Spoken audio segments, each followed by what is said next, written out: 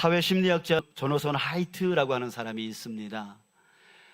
그가 쓴 책 중에 바른 마음이라고 하는 책이 있는데, 그가 거기서 이런 말을 합니다. 인간의 마음은 진리를 찾는 탐정이 아니라 이미 정해진 편을 변호하는 변호사와 같다. 자, 무슨 말이냐면 우리 인간은 본능적으로 우리 편을 만든다는 거예요. 자기 편을 만든다는 거죠. 그래서 자기 편을 변호하면서 반면에 다른 편을 향하여서 나를 세운다라고 하는 말입니다. 이 분열의 본능, 이것이 바로 우리 인간에게 있습니다. 그래서 인류의 그 역사 가운데 오랜 슬픔이자 비극인 것입니다. 이런 비극이 가장 나타나지 말아야 될 곳, 또 세상의 모든 경계선이 무너져야 될 곳, 바로 그곳에서도 지금 똑같이, 아니 더 날카롭게 나타나고 있습니다. 그곳이 어디입니까? 바로 하나님의 교회입니다. 지난주에 이어서 우리가 계속 고린도 교회의 모습을 보고 있는데요, 이 고린도 교회의 모습이 바로 오늘날의 교회의 그 아픈 현실입니다. 교회는 세상의 빛이라 불려왔습니다. 하지만 지금 교회는 세상과 똑같은 어둠의 그림자인 분열에 잠식당하고 있습니다. 오늘 교회의 이 아픈 현실을 우리가 바라보면서 이 시대의 교회들을 향한 바울의 절박한 외침을 우리가 듣기를 바랍니다. 그리고 어떻게 우리가 이 분열이 아닌 연합으로 나아갈 수 있는지 우리 함께 하나님의 음성을 듣는 이 시간 되어졌으면 좋겠습니다. 먼저는 알아야 됩니다. 심각성을 알아야 됩니다. 왜입니까?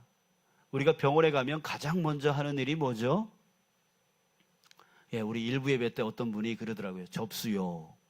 이러는데, 그렇죠. 기본적으로 접수하죠. 그러나 병원에 가서 우리가 목적이 무엇이죠? 병을 낫기 위한 것이니까 제일 먼저 해야 되는 일은 바로 검사입니다.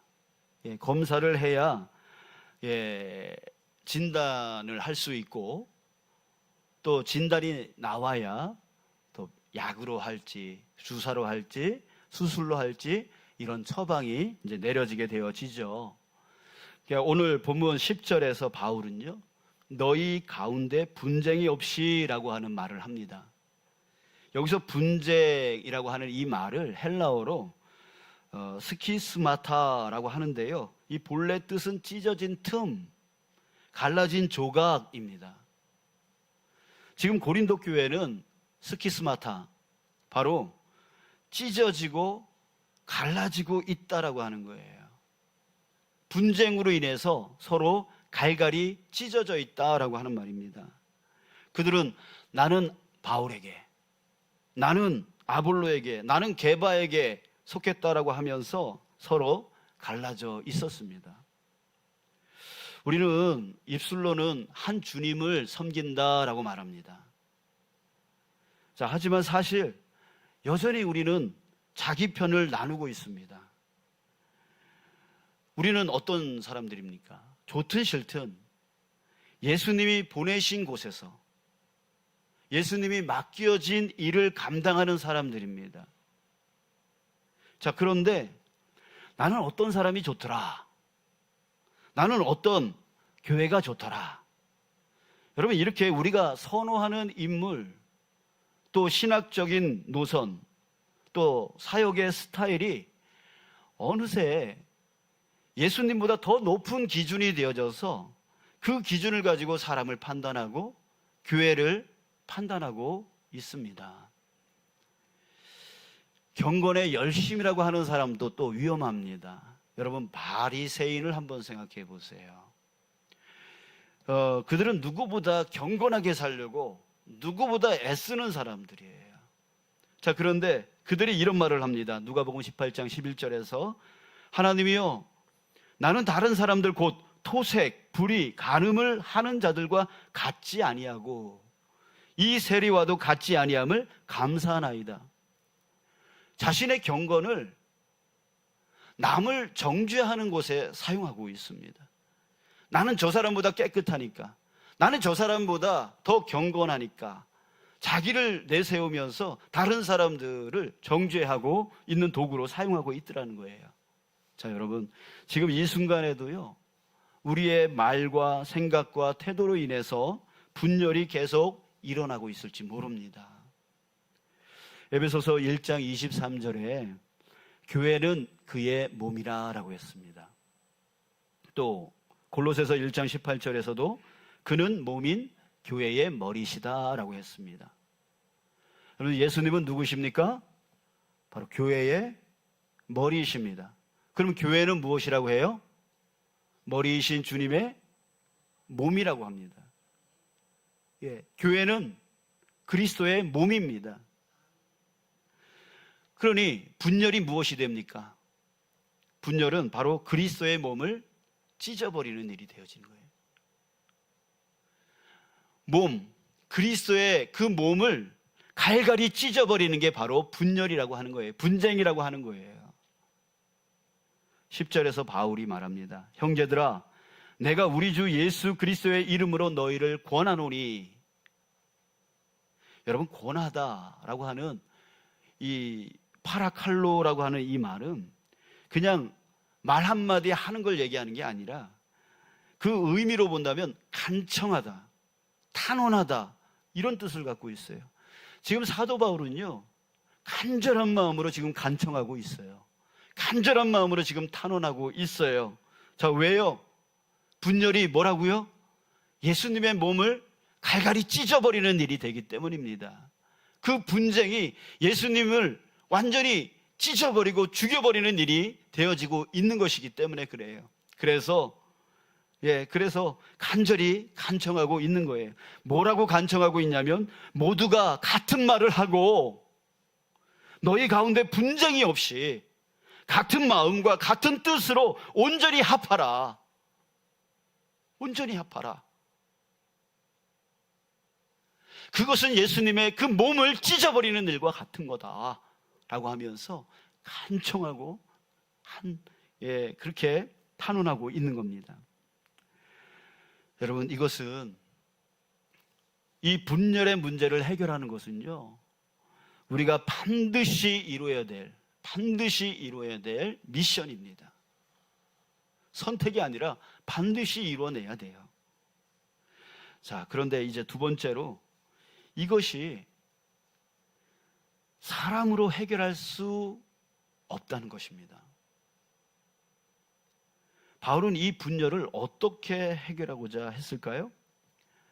그는 더 뛰어난 리더십, 또 더 설득력 있는 논리를 제시하는 방법을 사용하지 않았습니다. 오히려 17절에서 뭐라고 합니까? 말의 지혜로 하지 아니함은 그리스도의 십자가가 헛되지 않게 하려 함이라 라고 선언합니다. 여기서 말의 지혜라고 하는 것은 당시 그리스 사회는요, 수사학, 철학, 또 인간의 논리와 설득력을 의미하는 거예요. 말의 지혜. 여러분, 당시 고린도시뿐만이 아니라 그 고린도시를 포함하고 있는 그리스 전체, 그리고 헬레니즘 문화를 갖고 있는 그 로마 시대 전체에 퍼져 있는 그런 것이었어요. 사람들은 수사학, 철학에 심취되어 있었습니다. 그래서 서로 싸워요. 누가 논리적이냐? 누가 설득력 있냐? 누가 똑똑하냐? 그 옳고 그름을 따지는 게 아니라 누가 똑똑해서 누가 논리적으로 얘기하고 누가 설득력 있게 말하느냐, 이것이 좌우하게 되어지는, 그것에 심취한 그런 세상이 되어져 버렸어요. 그래서 거짓말이라도 설득력 있게 말하면 이기는 거예요. 그것이 거짓말이냐 진리냐 그건 상관없이 그저 말을 잘해가지고 논리적으로 해가지고 이기는 거, 그것에 심취되어 있는 시대가 바로 로마 시대였습니다. 그런데 그 안에 있었던 고린도 교회도 바로 그런 영향을 받게 되어진 거예요. 진리가 아닌 것을 진리인 척하면서 그것을 논리와 설득력을 갖고 사람들을 혼란스럽게 만드는 거예요. 그러면서 야, 저 사람 똑똑하다, 나는 저 사람 따라갈 거야. 아, 저 사람 똑똑하구나, 나 저 사람 따라갈 거야. 이런 식으로 서로 파당을 일으키는 거예요.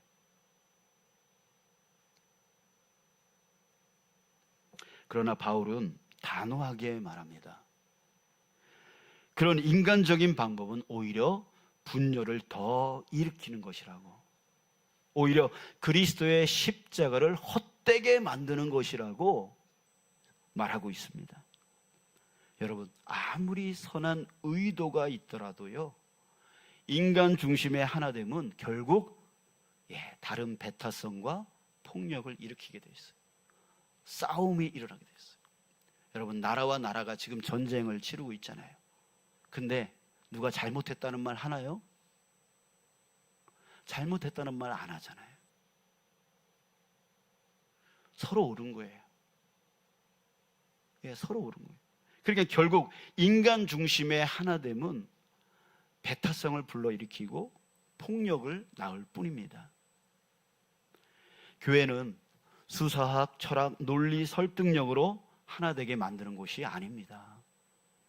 더 유능한 전문가가 있으면 교회가 하나진다? 안 됩니다. 더 세련된 프로그램이 있으면 하나가 되어진다? 그것도 아닌 거예요. 한때 교회들이 프로그램에 젖어서 많은 프로그램들을 실시하는 그런 일들이 있었죠. 결국 어떻게 됐습니까? 그 프로그램 다 사라져 버렸습니다. 또 감동적인 이벤트? 그것도 아닙니다. 그것은 오히려 예수님의 십자가를 헛되게 만드는 일이라고 말합니다. 그러면 세 번째, 이제 마지막입니다. 그럼 유일한 방법, 그럼 방법이 뭐냐 이거죠. 바로 주님의 십자가라고 바울은 말해주고 있습니다. 바울은 이제 진단을 마쳤어요. 문제의 심각성에 대해서 말을 해줬고요. 이제는 너희 고린도 교회가 어떤 문제 가운데 있다라고 하는 것을 진단했습니다. 그리고 나서 이제 처방을 내립니다. 그것이 바로 18절입니다. 우리 18절 말씀은 우리 다 함께 한 목소리로 읽었으면 좋겠습니다. 읽겠습니다. 시작. 십자가의 도가 멸망하는 자들에게는 미련한 것이요 구원을 받는 우리에게는 하나님의 능력이라. 여러분, 처방은 무엇입니까? 바로 하나님의 능력입니다. 사람의 논리, 사람의 설득력, 사람의 철학, 사람의 수사학, 그것이 아니라 하나님의 능력이 해결책이라는 거예요. 그 하나님의 능력이 무엇이냐면 바로 십자가의 도, 십자가의 도라고 말하고 있어요. 여러분, 십자가의 도가 무엇입니까? 바로 그 십자가 때문에 우리가 어떻게 바뀌었어요? 그 십자가 때문에 우리가 죄의 종이었는데, 사탄의 종이었는데 어떻게 바뀌었죠? 하나님의 자녀로 바뀌었어요. 우리에게 영원한 생명을 갖게 만들어줬어요. 그것이 뭐라고요? 십자가라고요. 예수님의 그 십자가. 그렇기 때문에 우리의 존재를 죄의 종에서 하나님의 자녀로 완전히 바꿔주고, 죽을 수밖에 없는 이 인생을 영원한 생명을 갖게 만들었던 것, 그것이 바로 하나님의 능력이고 그것이 바로 십자가였다는 거예요. 우리의 존재를 완전히 송두리째 바꿔버린 그런 하나님의 능력이 바로 십자가인 거예요. 바울은 목놓아 외쳤습니다. 13절. 그리스도께서 어찌 나뉘었느냐? 나 바울이 너희를 위하여 십자가에 못 박혔느냐? 나 바울의 이름으로 너희가 세례를 받았느냐? 야, 내가 너희들을 위하여 십자가에 못 박혔어? 내 이름으로 너희들이 세례를 받은 거야? 그거 아니잖아. 그런데 왜 나를 따르는 거야? 아볼로가 그렇게 했어? 게바가 그렇게 했어? 그거 아니잖아. 그거 아니잖아 라고 지금 목 놓아 외치고 있는 거예요. 바울은 자신이 아무것도 아니라고 말하고 있습니다. 오직 그리스도께서 그 모든 것을 하셨다라고 말하고 있는 거예요. 자, 여러분, 우리는 예수님의 십자가 앞에서 그 어떤 것도 자랑할 수 없습니다. 자신의 업적, 자신의 언변 능력, 또 자신의 권위, 이거 아무것도 아니라는 거죠. 예수님의 그 십자가 앞에서는 아무것도 아니라는 거죠. 내 업적으로 사람 바꿀 수 없습니다. 내 능력으로 사람 바꿀 수 없습니다. 내 권위로 사람 바꿀 수 없습니다. 그러나 십자가는 바꾸었습니다. 바로 여러분들이 바로 증인인 거예요. 자랑할 것이 아무것도 없는 것이죠. 우리는 십자가의 사랑으로 인해서 이제 바울파도 아니고 아볼로파도 아니고 게바파도 아닌 오직 용서받은 죄인입니다. 자, 따라해 볼까요? 용서받은 죄인.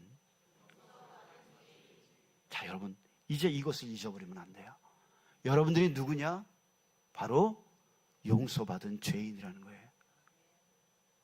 여러분들이 국회의원이라 할지라도, 여러분들이 아주 가난한 사람이라 할지라도, 여러분, 그 모든 것은 아무것도 아닌 거예요. 바로 여러분들은 누구냐면 용서받은 죄인인 거예요. 그 용서의 은혜를 가진, 그 은혜로 살아가는 존재가 되었다라는 거죠. 그래서 그 은혜를 가진 사람들은 어떻게 살아갑니까? 말을 해도 감사의 마음으로, 무엇을 해도 감사의 마음으로 하는 거예요. 헌신을 해도 감사의 마음으로, 저도 앞에서 이렇게 설교하지만 감사의 마음으로, 우리 구역장, 부서장, 또한 기관장, 감사의 마음으로, 내가 기관장인데, 내가 부서장인데, 내가 구역장인데, 그런 권위를 갖고 말하는 자들이 아니라 감사의 마음으로, 나도 용서받은 죄인이고 너도 용서받은 죄인이야 하면서 감사의 마음으로 가르치고 감사의 마음으로 배우고, 여러분, 우리는 이 존재가 되어진 거예요. 다른 것이 없어요. 다른 것을 자랑할 게 아무것도 없단 말이죠. 그래서 여러분들, 이제 우리는 악의도 없고 적의도 없고 주장도 없습니다. 오로지 그리스도께 받은 이 용서의 은혜만 있을 뿐입니다. 이렇게 십자가는 우리를 완전히 녹여서 그리스도 안에서 새로운 피조물, 하나님의 몸으로, 하나의 몸으로 다시 빚으시는 하나님의 능력이 되는 것이에요. 사도 바울은 이것을 이렇게 말했죠. 갈라디아서 2장 20절, 내가 그리스도와 함께 십자가에 못 박혔나니 그런즉 이제는 내가 사는 것이 아니요 오직 내 안에 그리스도께서 사시는 것이라. 이제 내가 육체 가운데 사는 것은 나를 사랑하사 나를 위하여 자기 자신을 버리신 하나님의 아들을 믿는 믿음 안에서 사는 것이라. 여러분, 나는 죽었습니다. 우리는 죽었습니다. 그리스도와 함께 십자가에 못 박혔습니다. 나라고 하는 존재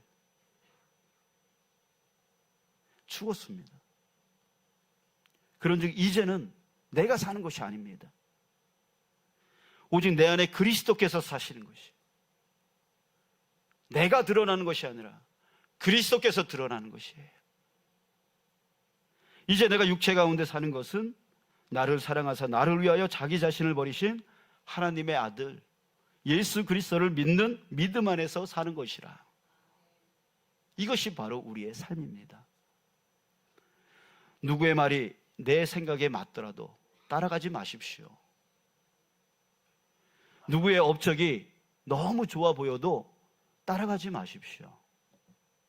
누구의 권위가 높다 해도 그를 따라가지 마십시오. 우리가 따라가야 될 분은 이미 정해졌어요. 이미 확정되어 있어요. 그가 누구입니까? 나를 위하여 십자가의 길을 가신, 그래서 나에게 영원한 생명을 주신 바로 예수님을 따라가는 것입니다. 그러기에 예수님 뜻에 합당한 것을 따라가야 됩니다. 아무리 논리적으로 그 사람이 말을 한다 할지라도, 그것이 내 마음에 혹하고 마음에 든다 할지라도 그것이 예수님의 뜻에 합당하지 않은 것이라면 따라가면 안 되는 거죠. 아무리 설득력 있게 나를 이끌려고 할지라도, 아무리 권위를 갖고 나를 억누르고 나를 끌고 가려 할지라도 그것이 예수님의 뜻에 합당하지 않다면 따라가지 말아야죠. 대신 아무리 내 귀에 논리적으로 들리지 않아도, 합당하게 들리지 않아도, 말같지 않게 들려도 그것이 주님의 뜻에 합당한 것이라면 따라가야죠. 이게 바로 예수님을 따라가는 삶입니다. 여러분들의 머리를 믿지 마시고요, 여러분들의 마음을 믿지 마시고요, 여러분들의 감정을 믿지 마시고 예수님이 뭐라 하시는지 그것을 따라가는 저와 여러분 되시길 주님의 이름으로 축복합니다. 지금도 십자가의 도, 자, 이것은 하나님의, 이 십자가의 도라고 하는 이 하나님의 능력은 지금도 진행 중입니다. 앞으로도 계속 진행되어질 것입니다. 혹 지금 여러분들의 삶과 여러분들의 마음, 그 가운데에 어려움이 만약에 있다면 여러분, 그 문제를 사람이 해결해 줄 거라고 생각하지 마시고요, 어떤 상황이 되면, 어떤 환경이 되면 해결되어질 거라고 생각도 하지 마시고요, 그것들은 여러분들을 위해서 생명을 바치지 않았습니다. 여러분들 주변에 있는 사람들은 여러분들을 위해서 생명을 바치지 않습니다. 자신의 유익과 상관이 없으면 무관심해 버리는 게 바로 사람입니다. 그러니 사람이 해결해 줄 거라고 생각하지 마십시오. 또 어떤 상황, 어떤 환경이 만들어 줄 거라고 또 생각하지 마십시오. 여러분들을 위해서 자신의 생명까지 아끼지 아니하신 분이 계세요. 그분은 유일하신 한 분이세요. 그분이 누구예요? 바로 예수님이시잖아요. 그분을 따라가야죠. 그분께 의지해야죠.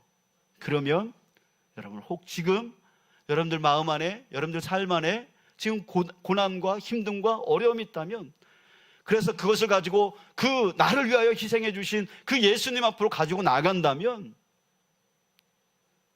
우리 아까 찬양했던 것처럼 큰 길을 만들어 주시고, 큰 기적을 행하여 주시고, 약속을 지켜주시고, 여러분들의 그 어두움을 밝은 빛으로 바꿔 주십니다. 이제 우리의 정체성을 바로 알고 살아야 되겠어요. 여러분, 우리는 누굽니까? 우리가 누구라고요? 용서받은 죄인. 그 용서의 은혜를 가지고 있는 죄인이라고요. 자랑할 게 아무것도 없어요. 자랑할 게 아무것도 없어요. 용서의 은혜를 받아서 그 은혜로 살아가는 죄인일 뿐입니다. 혈연, 지연, 학연, 여러분, 이것은 십자가 앞에서 다 깨져야 되는 것들이에요. 깨져야 되는 것들이에요. 여러분, 신약 성경 중에 빌레몬서라고 하는 성경이 있죠. 예, 많은 분들이 잘 몰라요. 왜냐하면 딱 한 장으로 되어 있어서, 예, 그걸 이렇게 그냥 넘겨버릴 때가 많죠. 그런데 여러분, 이 빌레몬서가 무슨 내용이냐면, 주인과 노예의 관계가 아주 철저했던, 바로 로마 시대 때에 바울은 그 주인인 빌레몬에게 편지를 쓰는 내용입니다. 이 빌레몬 집에서 도망친 노예가 있었습니다. 그가 누구냐면 오네시모라고 하는 사람이었는데, 이 사람이 도망을 쳐서 로마로 도망왔어요. 그랬을 때 그 감옥에서 만났어요. 그래서 바울의 복음을 듣고 예수님을 영접하게 되어집니다. 그리고 나서 이 바울이 빌레몬에게 편지를 쓴 내용이에요. 뭐라고 부탁을 하고 있냐면, 빌레몬아, 오네시모를 용서해다오, 이렇게 부탁을 합니다. 그런데요, 용서뿐만이 아니라, 빌레몬아, 이제 오네시모를 너의 형제로 받아들여 줘라. 이렇게 말합니다. 여러분, 이게 상상이 안 되는 말이에요. 도저히 납득이 안 되는 말입니다. 당시에 노예제도가 철저했던 그 시대에 도망노예를 용서하라는 그 말도 정말 엄청난 말인데요. 그 도망노예를 형제로 받아들여라 라고 말하는 게, 여러분, 이게 말이 안 되는 거죠. 그런데 바울은 그렇게 말합니다. 왜요? 이제는 예수님의 그 십자가 앞에서 그 계급은 완전히 깨어지고, 빌레몬도 누구라고요? 용서받은 죄인이고, 오네시모도 용서받은 죄인인 거예요. 똑같은 용서받은 죄인인 거예요. 그래서 용서를 해줘라. 또 너의 형제로 받아들여줘라 라고 권고하는 겁니다. 자, 또 이것이 우리나라에서도 이 같은 일이 일어났습니다. 여러분, 금산교회 아시죠? 이 금산교회에서 똑같은 일이 일어났는데, 주인이었던 양반이었던 조덕삼이라고 하는 사람이 있는데, 그 집에 머슴, 마부였던 이자익이라고 하는 사람이 있습니다. 근데 이 두 사람이 교회를 다녔는데, 이 둘이 똑같이 교회 장로 후보자로 세워졌습니다. 그런데 놀랍게도 머슴인 이자익이 장로가 되고, 그 집 주인이었던 양반이었던 이 조덕삼은 장로 후보에서 떨어져 버렸어요. 정말 상상도 못할 일이 일어난 거예요. 자, 그런데 이때에 이 조덕삼 주인은 자기 집 머슴이었던 이자익을 장로로 섬깁니다.